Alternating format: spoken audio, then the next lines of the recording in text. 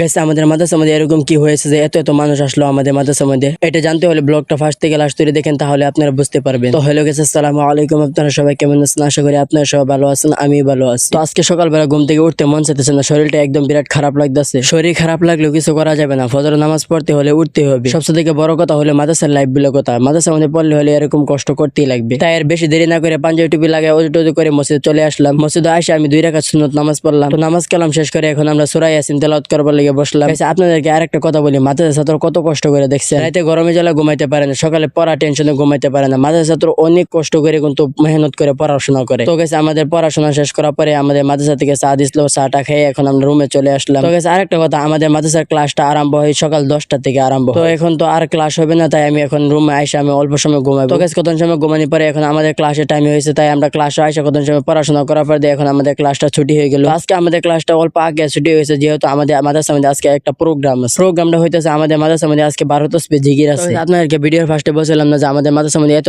মানুষ কিসের জন্য আসছে, আমাদের মাদ্রাসার মধ্যে 12 তসবিহ জিকির আছে, এটার জন্য আসছে। তো আজকের ভিডিওটা এতে ভালো লাগলে লাইক করবেন, অবশ্যই চ্যানেলটা সাবস্ক্রাইব করে রাখবেন।